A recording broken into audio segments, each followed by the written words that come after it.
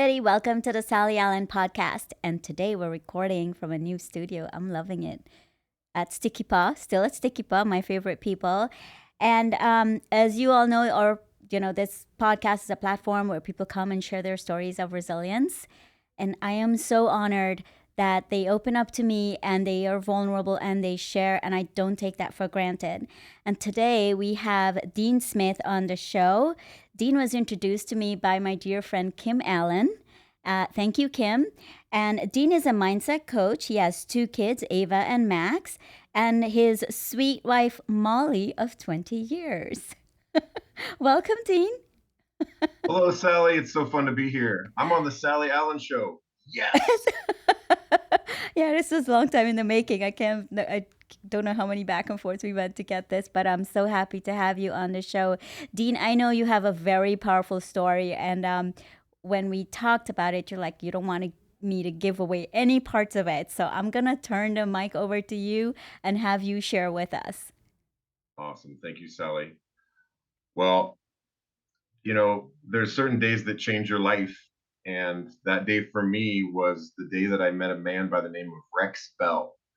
I met Rex when I was in sixth grade on February 11th.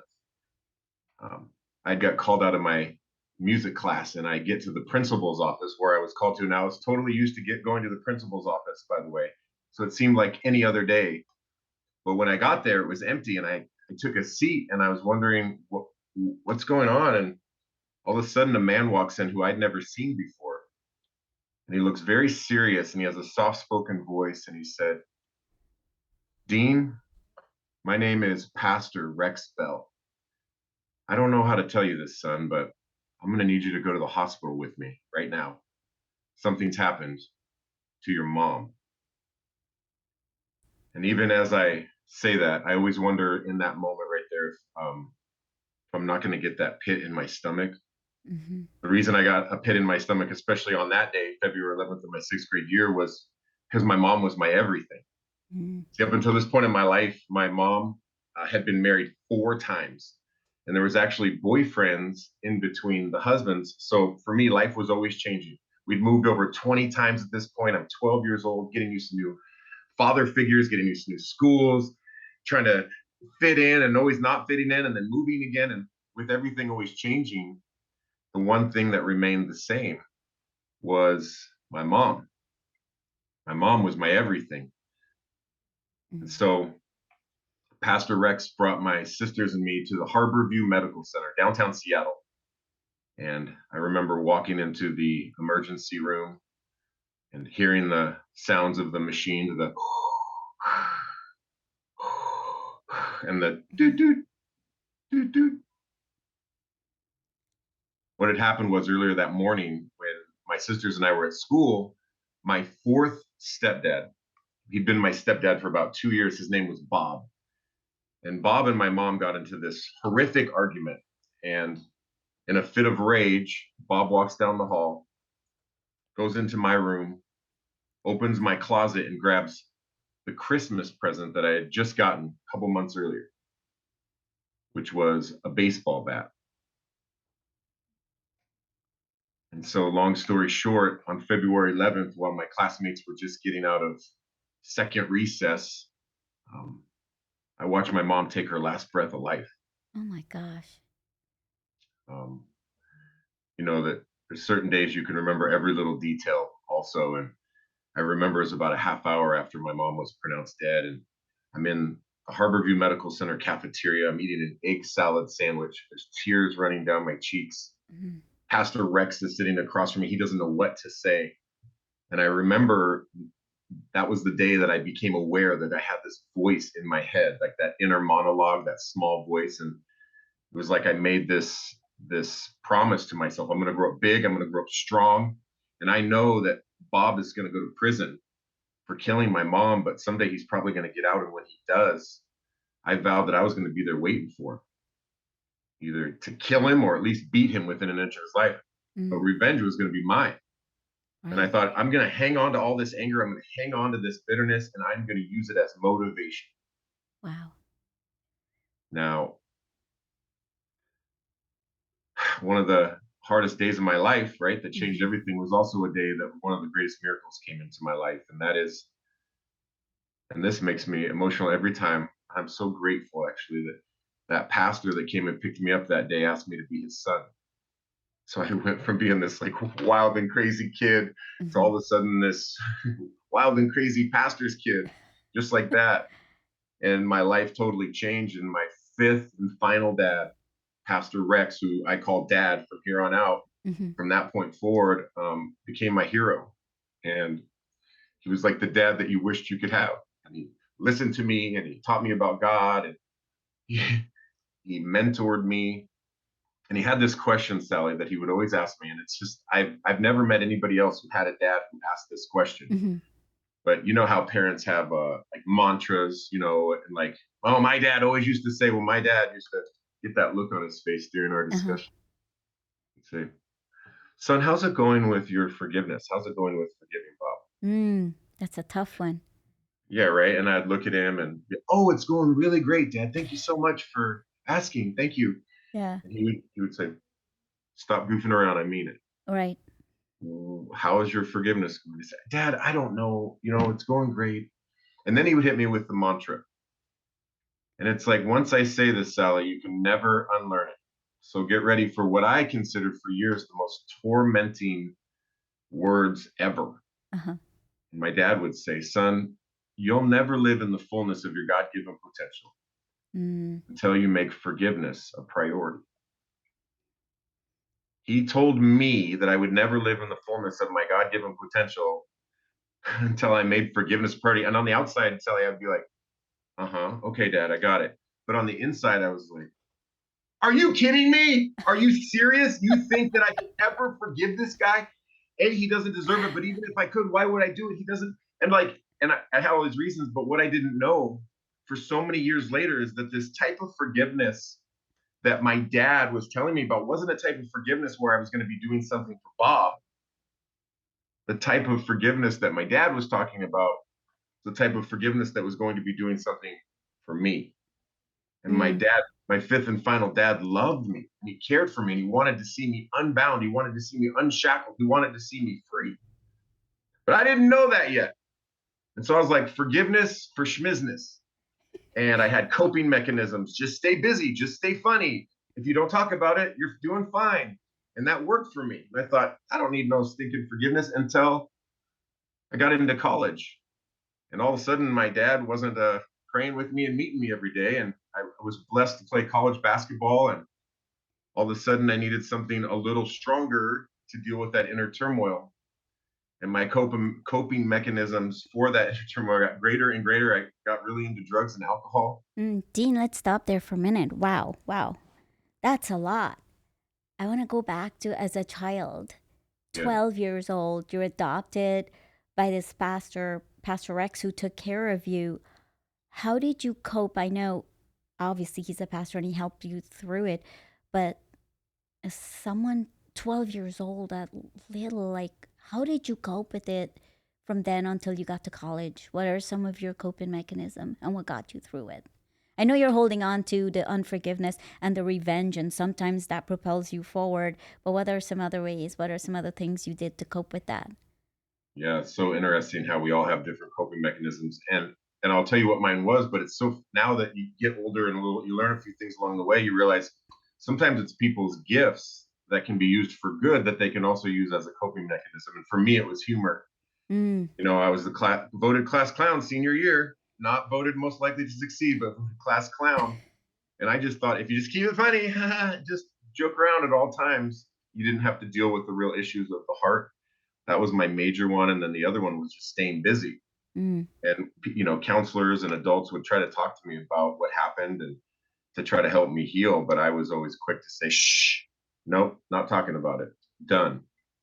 And so that was how I coped. Oh, so you never confronted what you were going through until, well, the story continues. Now you're in college.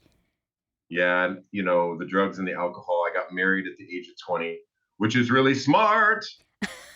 And this woman thought she married a good pastor's kid, and she learned very quickly that I had issues, and I always wanted to be somewhere else doing something else.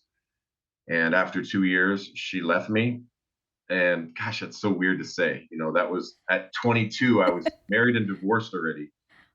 And, Wow. sometimes they say you have to get to the bottom before you look Mm-hmm. up. And for me, it was like I was sick and tired of being sick and tired. I was in my mid 20s. I barely graduated from college. And my dad's tormenting words came back to me. I'd never live in the fullness of my God given potential until I made forgiveness a priority. And, I started this process. And, it was like a declaration slash prayer slash a little bit of cussing. And I just made this decision. I didn't know how I was going to forgive, but I knew that I was going to choose to forgive at all costs, regardless of what that journey would look like. And slowly but surely, I'm so grateful to say that, and for me, it was such a spiritual journey plus a personal development journey. So I give God a lot of course, all the credit on the spiritual development side. And I was able to get to this place where, down the road, I was praying and I was thinking, I realized I don't have any more anger towards Bob. Holy Moses. And I used to think of his face and it would set me off for 3 days straight. Mm. And what I never imagined, Sally, getting to this place of forgiveness, I thought that's the end game. I'm free. Oh, I'm unshackled. Mm-hmm. But what I never imagined was in the absence of bitterness and in the absence of unforgiveness and in the absence of resentment, Mm-hmm. I would have greater capacity, more room now for more love, for more joy, for more peace, for Mm-hmm. more empathy, for more all these things that I thought I had. But all of a sudden, when I wasn't hanging on to the, Mm-hmm.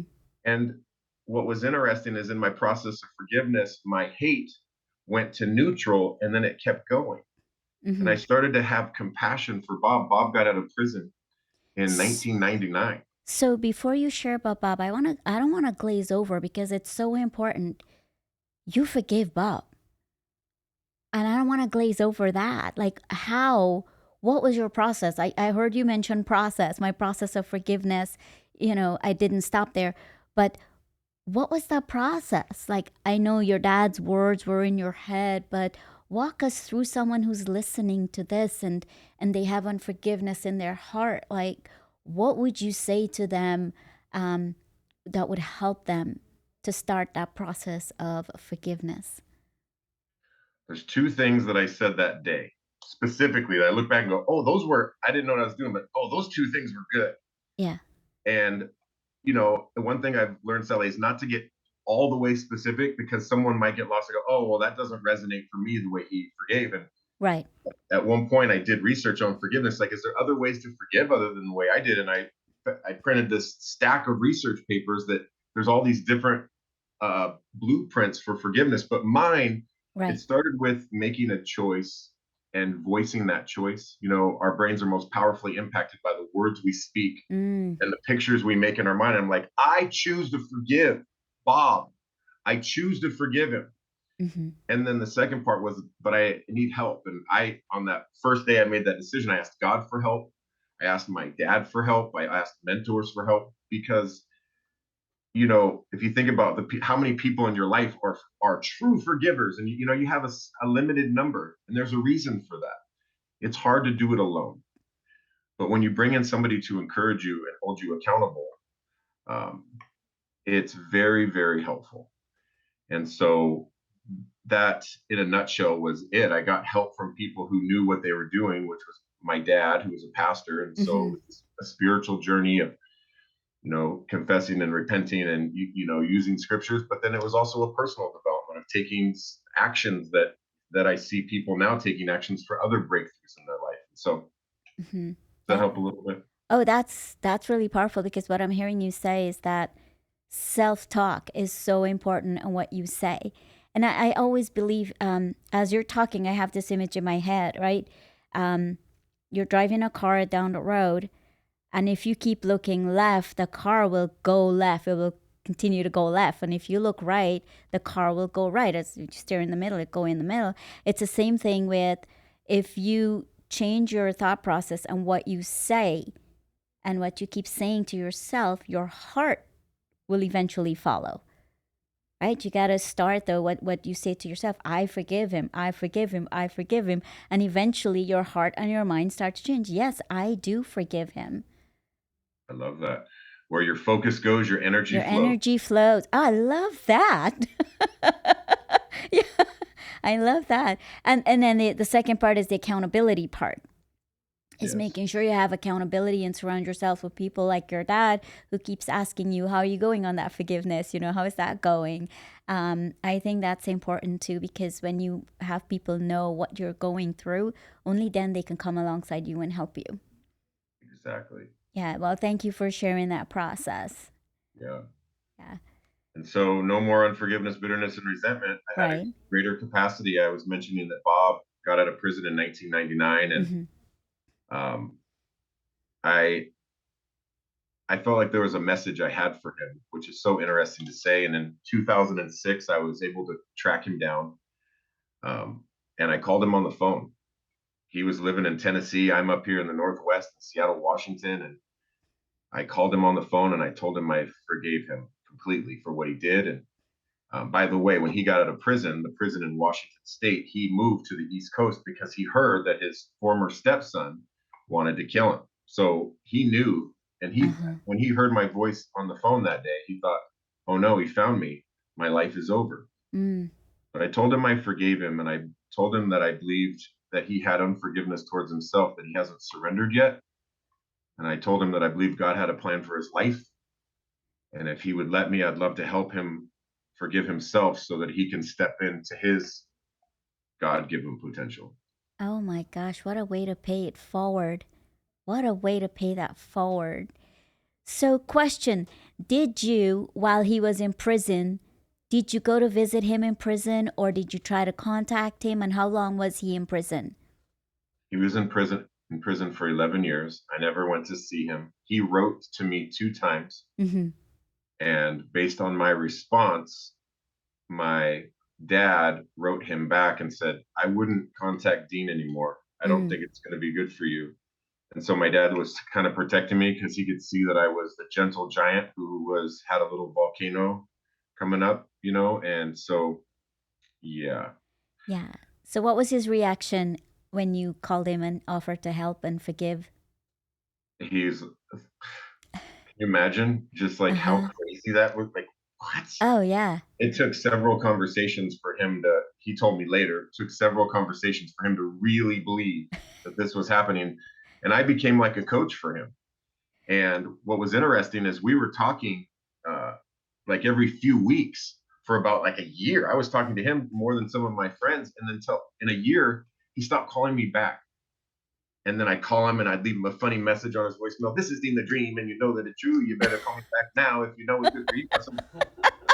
And I love he would not call me back month after uh huh. month. And I was like, almost had to forgive him again, like, my pride and self-righteousness, like, after all I've done for you, and you're not calling me back.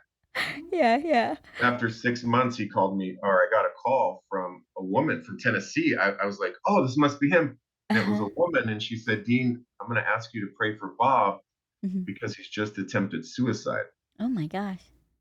And it was at this time, she asked me to pray for him. And I get off the phone and I start to pray. And it was one of those things where I had an answer of what I was supposed to do before I even began to pray. And it was to Mm-hmm. go be with Bob and help him. He survived his suicide attempt, and I was blessed, to make a long story short, of bringing my best friend's cousin was a filmmaker, Uh huh. and I was able to bring a camera crew, which is a really weird thing to say.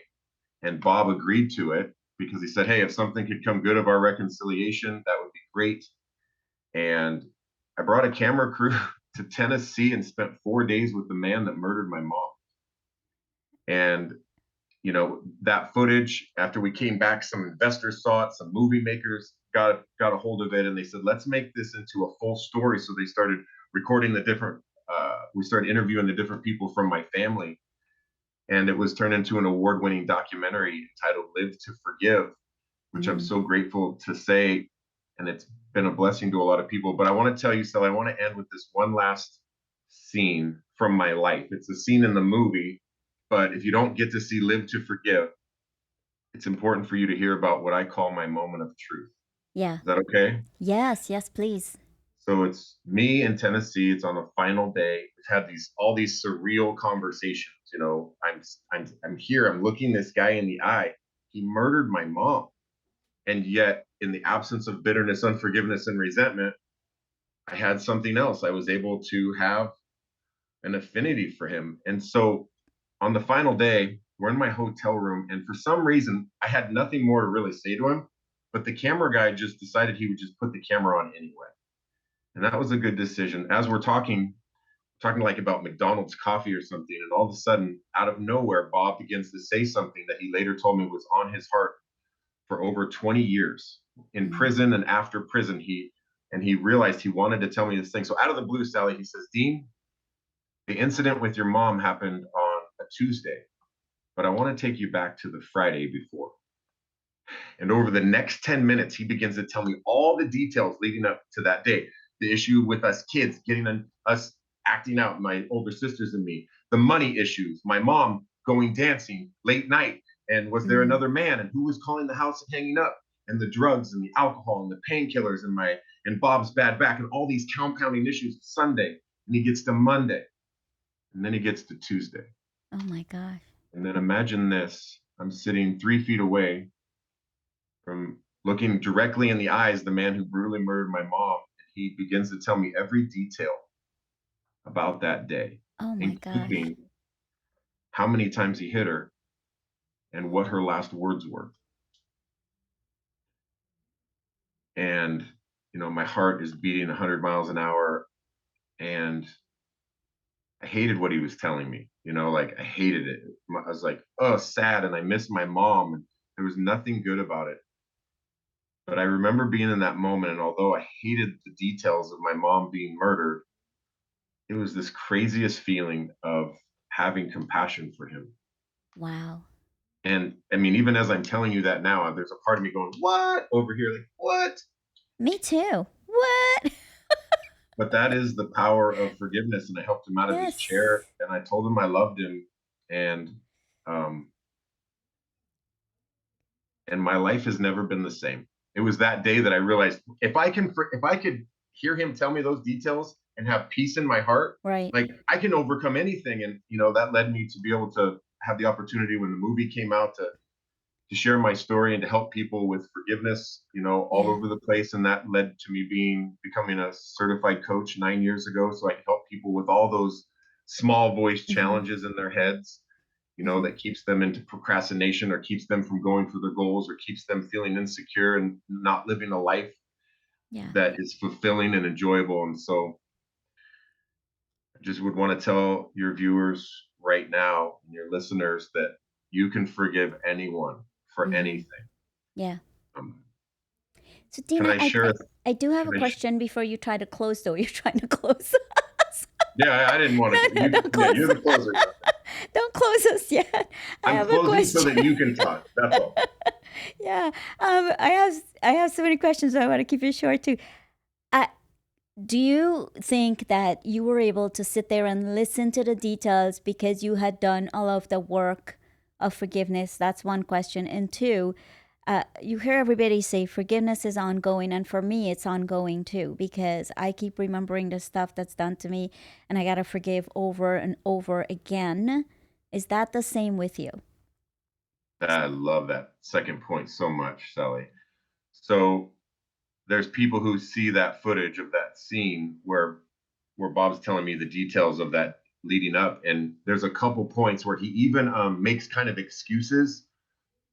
Where you're like, if you're watching, you're thinking, is he trying to justify that he Mm-hmm. had the right? And I heard all that in the moment.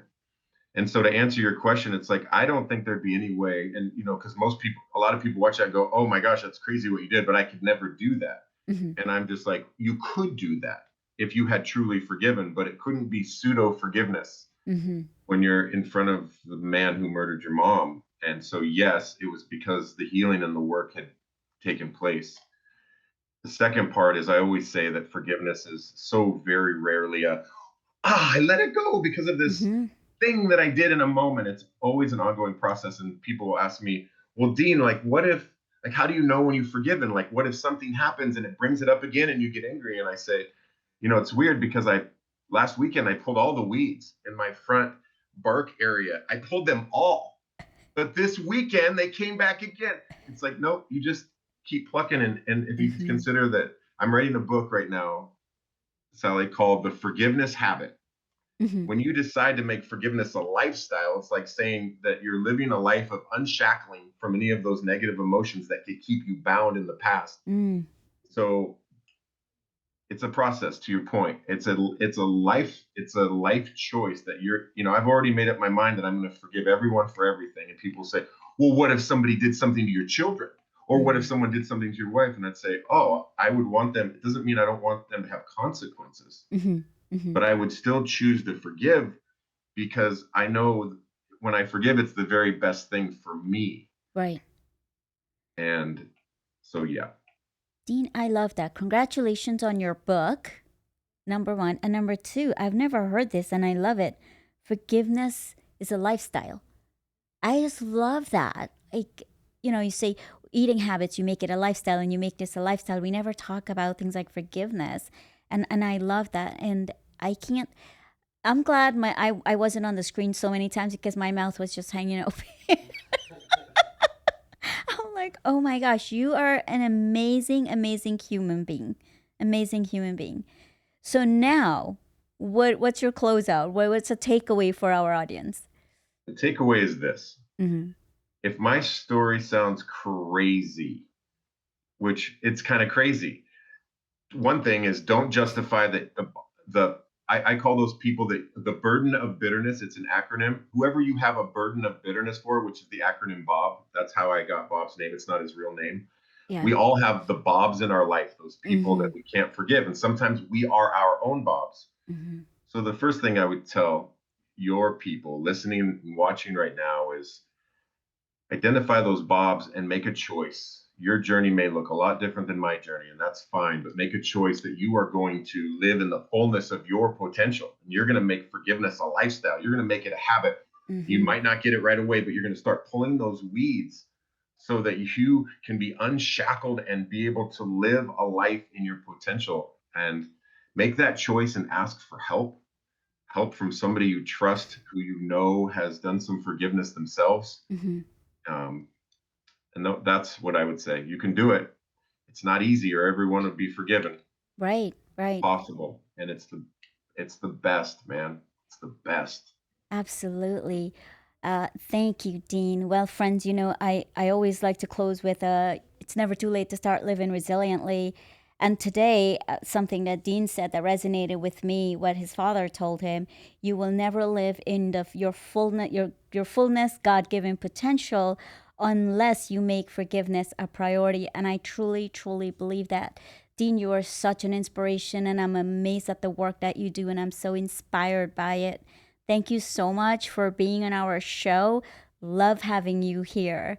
Friends, if you're listening, right, rate, review, and share with your friends. Thank you, Dean. Thank you, Sticky Paw Studio. And thank you to George, who is behind the control panels. Yeah. Lots of controls back here. Yes, yes. I do Thank have the you. control to toss up your logo now. Would you like me to do that? Woohoo! Yes, All right. yes.